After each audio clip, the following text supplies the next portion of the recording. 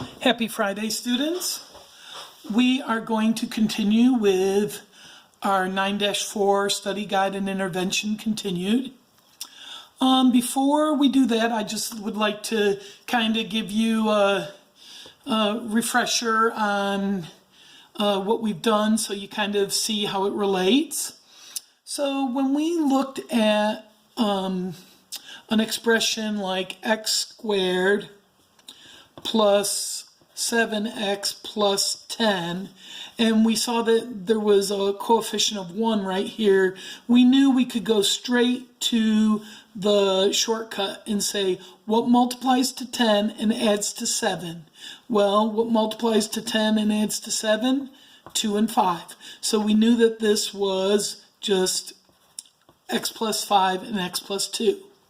Then from there we went to x squared plus 7x plus 10 equals 0, so we could solve for x. Okay? So this was just factoring. Then we needed to solve for x by putting it equal to 0. And then we would do x plus 5 times x plus 2 equals 0. And we knew if we had two things multiplied together and it equaled 0, that one of them was 0. So we went x plus 5 equals 0, or x plus 2 equals 0. Okay? Then when we did that, we subtracted 5 and we found that x equals negative 5. And then we subtracted 2 and we knew that x equals negative 2. And that was solutions to this equation. These were factors of this, and these are solutions to this. Then in 9-4, in the first study guide, we did where we had second degree terms that didn't have a coefficient of 1.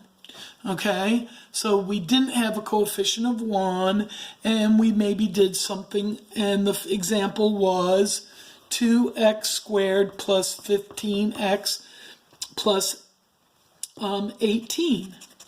So plus 18, and we multiplied these two numbers and we got 36, and we knew it had to multiply to 36 and add to 15, and when we did that we knew that the numbers were 3 and 12, and that added to 15 and multiplied to 36, and we separated this out and we came up with, when we finished that, we had x plus 6 and 2x plus 3.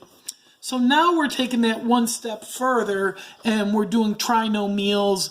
We're not just factoring it, we're solving it. So if this was actually an equation, we would then add 0 here. But I will show you using the example set forth on 9-4 study guide and intervention continued.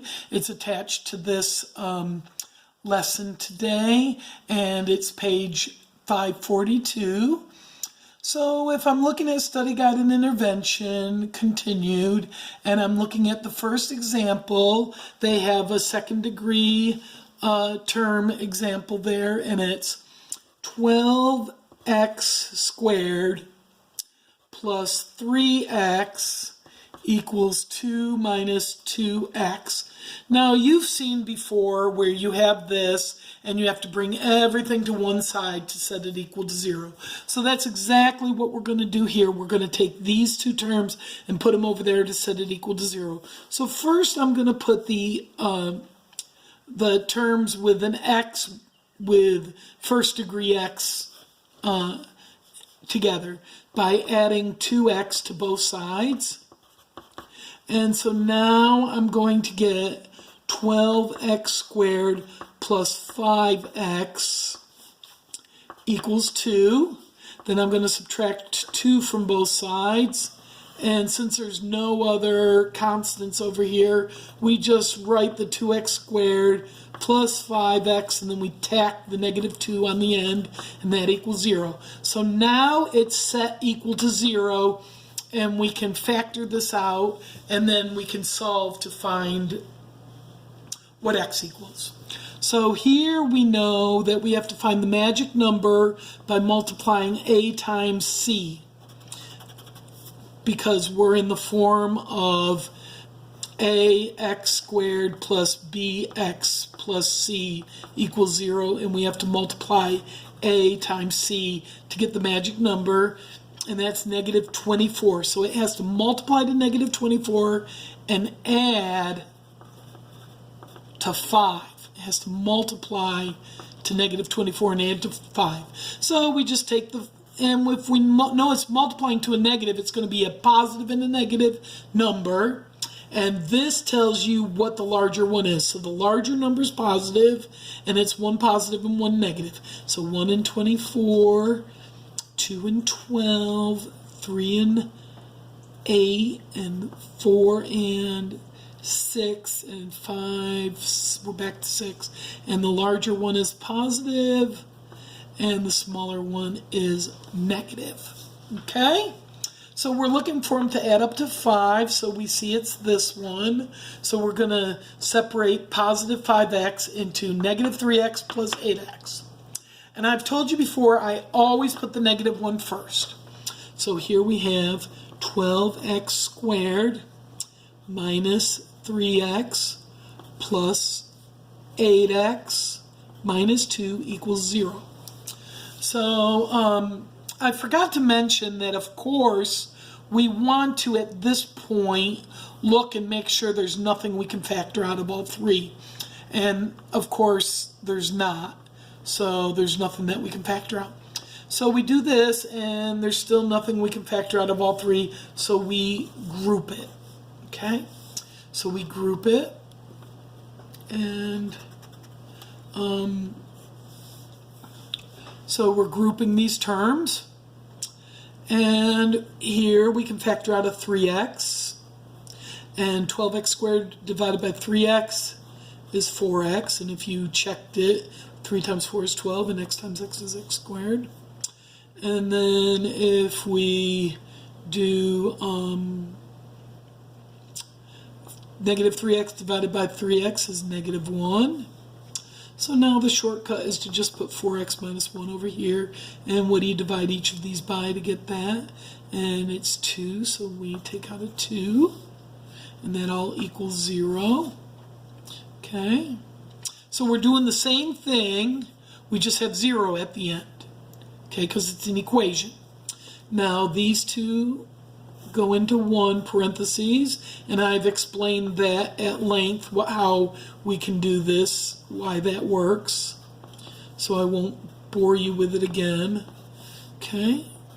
So if this times this equals 0, we know that either this equals 0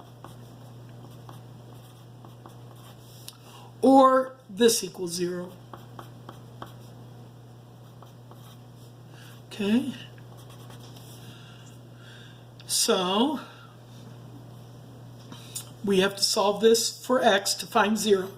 Minus 2, and we get 3x equals negative 2 divided by 3, and we get x equals negative 2/3.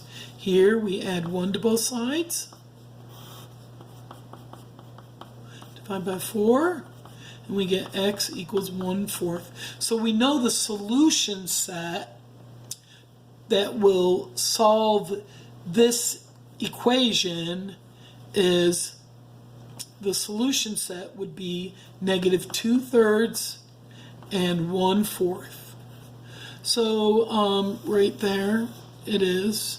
And if we plug, you can pull up your TI-84 on your Chromebook, and if you want to, you can plug these into the x's.